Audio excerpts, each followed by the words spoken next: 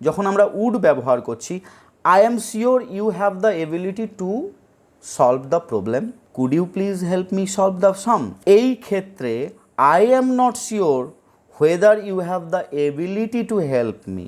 Welcome viewers, আজকে আমরা যে ভিডিওটা করতে যাব সেটা হচ্ছে 7 ইউজেস অফ উড। এই উড মোডাল অক্সিলিয়ারি ভার্বের 7 ধরনের ব্যবহার আমরা এখানে শিখব। আমরা যখন ইংলিশে কথা বলি তখন এই উড, এই মোডাল অক্সিলিয়ারিটা ব্যবহার করতে অনেক ক্ষেত্রেই আমরা ভুল করে ফেলি। আশা করছি এই ভিডিওটা দেখার পর উড, এই মোডাল অক্সিলিয়ারিটি ব্যবহার করার ক্ষেত্রে তোমাদের আর কোনো ভুল হবে না। ভিডিওটা শুরু করার আগে অবশ্যই I would like to request you to subscribe my channel as it's a new channel and I need your help to grow. So let's get started. উডের প্রথম ব্যবহার ওয়ান্ট, এই ভার্বটা বোঝাতে, অর্থাৎ চাওয়া, এই অর্থ বোঝাতে আমরা উড ব্যবহার করি। নর্মালি ওয়ান্ট ভার্বটা আমরা ব্যবহার করি ফ্রেন্ডস বা ফ্যামিলিয়ার পারসনস। ফ্যামিলিয়ার পারসনস মানে যাদের আমরা চিনি, যাদের সঙ্গে আমাদের পরিচিতি আছে। তো সেই ক্ষেত্রে আমরা যেভাবে ব্যবহার করি, যেমন আমি যদি বলি I want your phone to call home, অর্থাৎ আমি তোমার ফোনটা চাই to call home. Just as we ask friends to give me that phone, আমি যেমন বন্ধুকে বলতে পারি তুমি আমার ফোনটা দাও, আমি বাড়িতে একটা কল করব, because my battery is dead, আমার ব্যাটারিটা ডেড হয়ে গিয়েছে। অর তোমার বন্ধু হয়তো বলতে পারে চলো আমরা আজকে সিনেমাতে যাই। No no, I want to go home, I am tired, আমি একদম ক্লান্ত, আমি বাড়ি যেতে চাই। অর হয়তো তোমার অফিসে তুমি তোমার বন্ধুকে বললে no, I want to do this project, আমি এই প্রজেক্টটা করতে চাই, আই ওয়ান্ট। সেক্ষেত্রে আমরা ব্যবহার করছি আই ওয়ান্ট। আমরা অফিসে যখন কোনো সুপিরিয়র বা আমাদের থেকে পদমর্যাদায় এগিয়ে আছে এমন ব্যক্তিদের সঙ্গে কথা বলি, বা এমন কোনো ব্যক্তি যারা আনফ্যামিলিয়ার, অর্থাৎ আমাদের সঙ্গে পরিচিতি নয়, ফ্যামিলিয়ার নয়, those persons who are not familiar with us, এই রকম ব্যক্তির ক্ষেত্রে আমরা ওয়ান্ট, আমরা চাই, এই অর্থটা বোঝানোর ক্ষেত্রে আমরা উড ব্যবহার করি। যেমন আমরা অফিসের ক্ষেত্রে আমি এখানে উদাহরণ দিয়ে বলেছি I would like to do this project, অর্থাৎ তুমি তোমার বসকে বলছো যে আমি এই কাজটা করতে চাই, এই প্রজেক্টটা করতে চাই। I would like instead of I want to do, আমি ওয়ান্ট শব্দটা আর ব্যবহার করলাম না, আমি তার বদলে বললাম I would like to go home, I am tired, আমি বাড়ি যেতে চাই, আমি খুবই টায়ার্ড, ক্লান্ত। I would like to have 2 days leave, আমরা বসকে বলতেই পারি যে আমি 2 দিনের ছুটি চাই। I would like to have 2 days leave. I will visit a doctor, আমি হয়তো ডাক্তার দেখাতে যাব, সেই জন্য আমি 2 দিনের ছুটি চাইছি। সো এখানে কনস্ট্রাকশনটা, বাক্যের কনস্ট্রাকশনটা দেখো, আই উড লাইক, তারপরে টু, এই টু ইনফিনিটিভটা বসিয়ে, এবং তারপরে যেহেতু ইনফিনিটিভের পর সবসময় ভার্বের ফার্স্ট ফর্ম এটাই বসে, যেটা present form.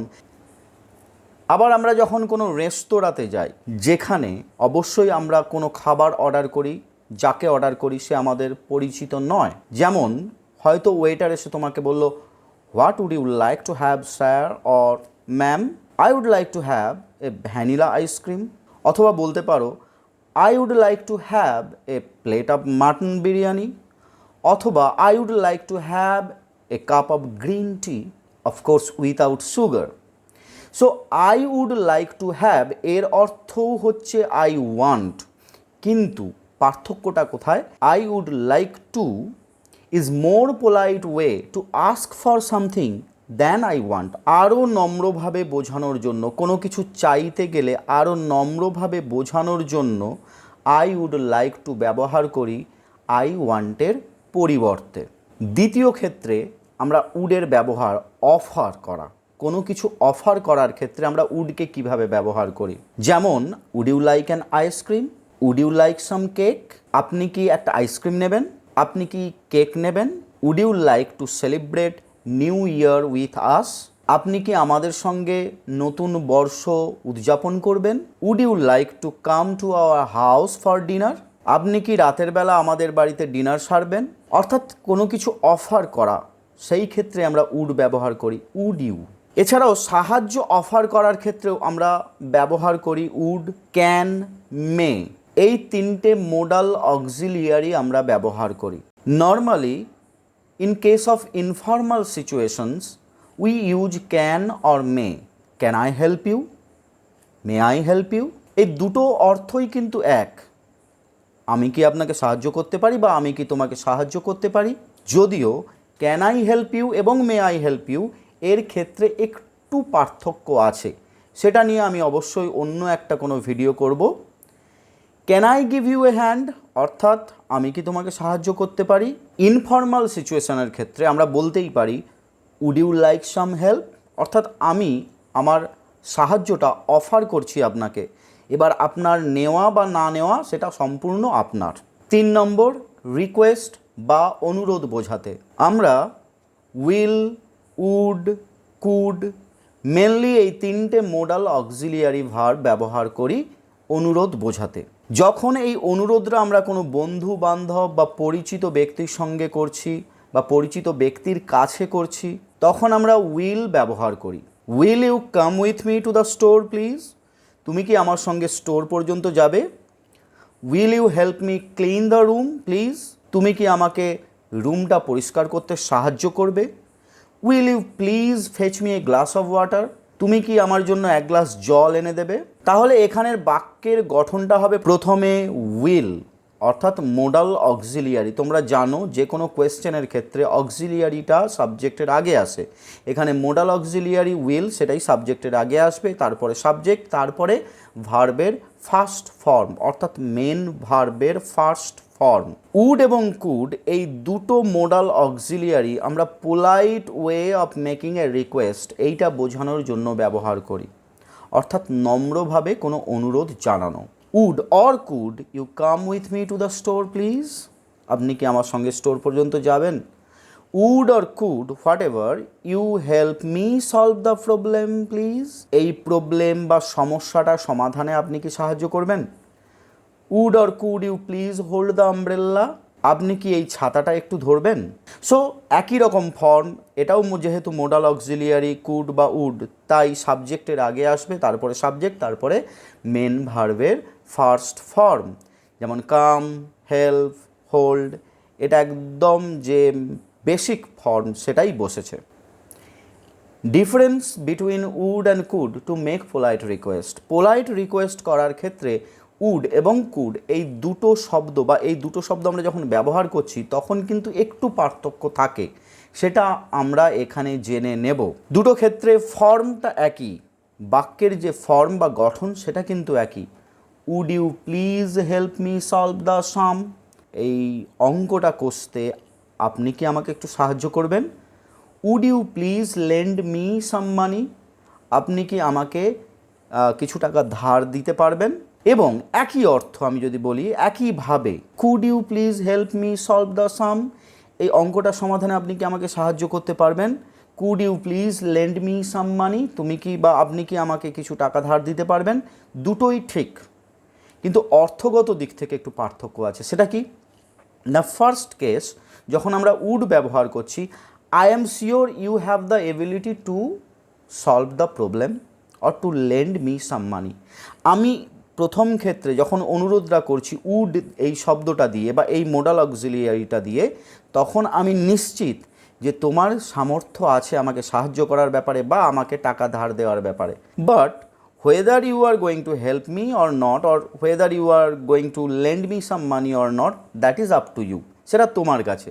But I am sure you have the ability, তোমার সেটা সামর্থ্য আছে। কিন্তু দ্বিতীয় ক্ষেত্রে যেখানে আমরা কুড ব্যবহার করছি, could you please help me solve the sum, এই ক্ষেত্রে I am not sure whether you have the ability to help me, but still I am making this request, তবুও আমি এই রিকোয়েস্টটা করছি, কিন্তু আমি নিশ্চিত নই যে তোমার বা আপনার এই সাহায্য করার ব্যাপারে সক্ষম কিনা, অর্থাৎ আপনি সক্ষম কিনা, অথবা আমাকে টাকা দেওয়ার ব্যাপারে বা টাকা ধার দেওয়ার ব্যাপারে আপনি সমর্থ কিনা। Number 4, in case of unrealistic or improbable situations, অর্থাৎ এমন ক্ষেত্রে আমরা উড ব্যবহার করি যেই ক্ষেত্রগুলো সম্পূর্ণ আনরিয়ালিস্টিক, কোনোভাবেই সত্যি হবে না অথবা ইমপ্রবাবল অথবা অসম্ভব, সেই সমস্ত ক্ষেত্রে আমরা উড ব্যবহার করি। এই ধরনের সেন্টেন্সগুলো আমরা সেকেন্ড কন্ডিশনাল এই বিভাগে রাখি। এই কন্ডিশনালগুলো নিয়ে আমি আলাদা দুটো ভিডিও করব, অবশ্যই চ্যানেলটা তোমরা সাবস্ক্রাইব করে রাখো যাতে এই সমস্ত ভিডিওগুলো তোমরা নোটিফিকেশান পেয়ে যাও।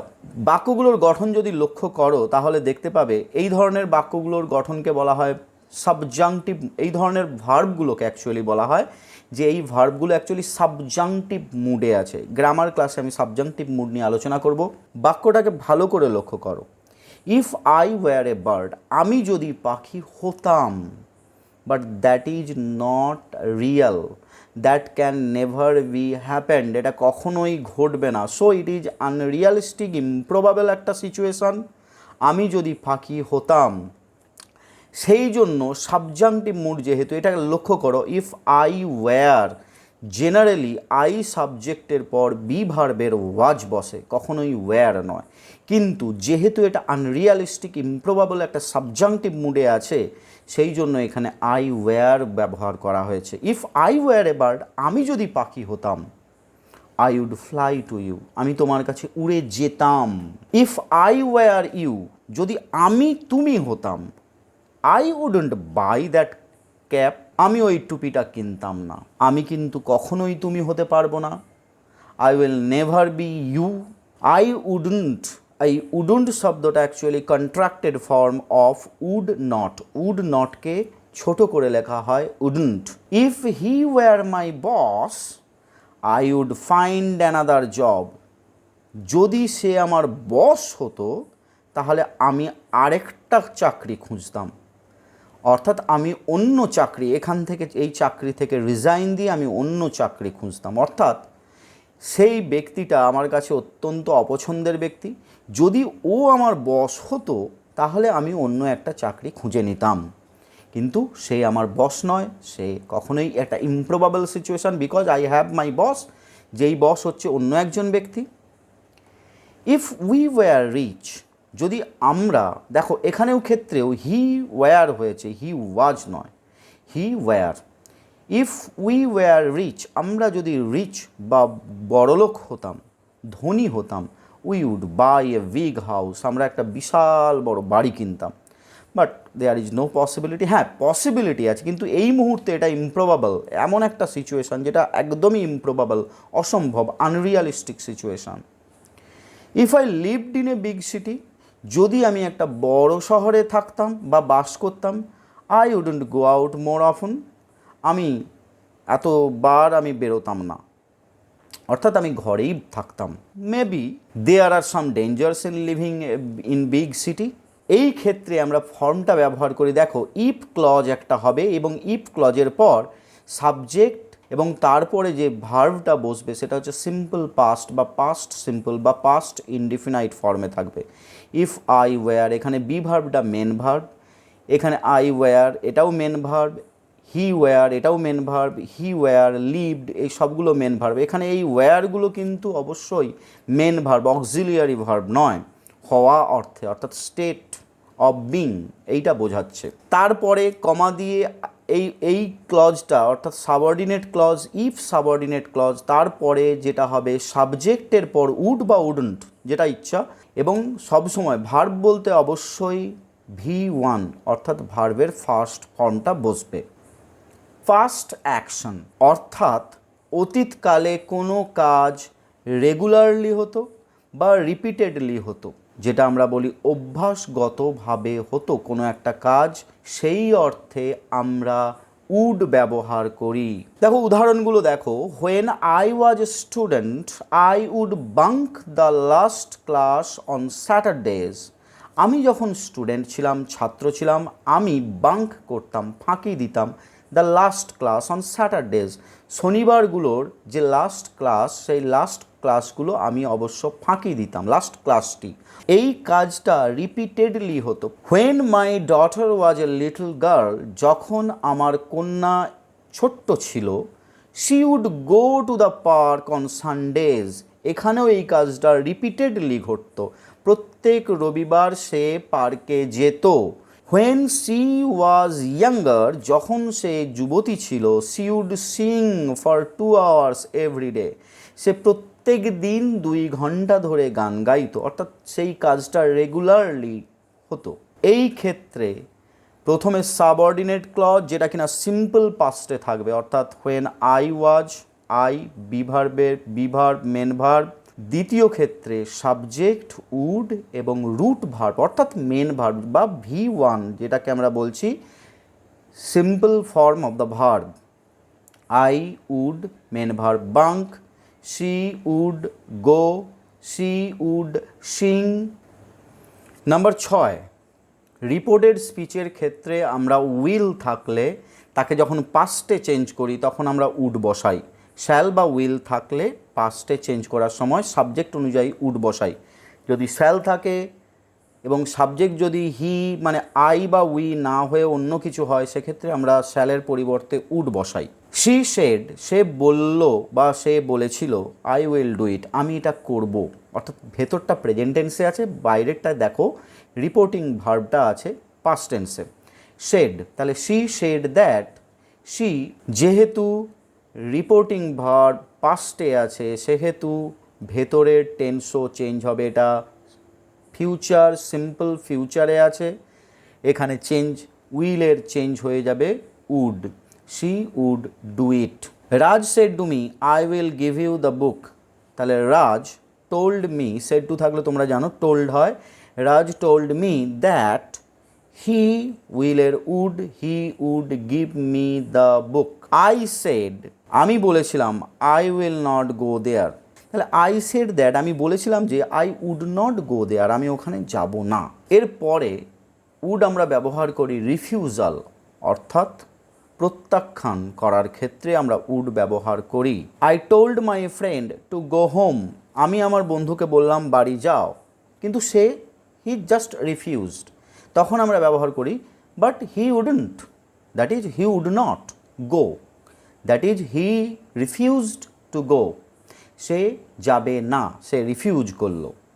I told my dog to sit but he would not, that is he wouldn't, তার মানেই হচ্ছে he refused to sit, that is he refuse to obey my order, সে আমার অর্ডার কিছুতেই ওবে করলো না, মানলো না। I invited him to my house but he wouldn't come, that is he refuse to come, আমি তাকে আমার বাড়িতে ইনভাইট করেছিলাম কিন্তু সে রিফিউজ করলো, প্রত্যাখ্যান করলো।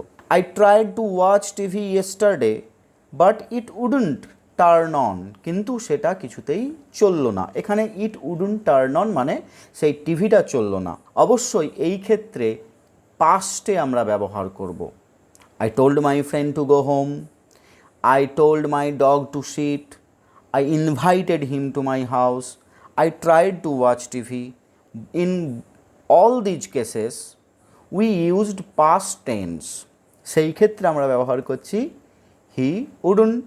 If you like this video, of course hit the like button, and if you have any advice or if you have any queries, please go to the comment section and write a comment. I will see you in the next video. Until then, bye.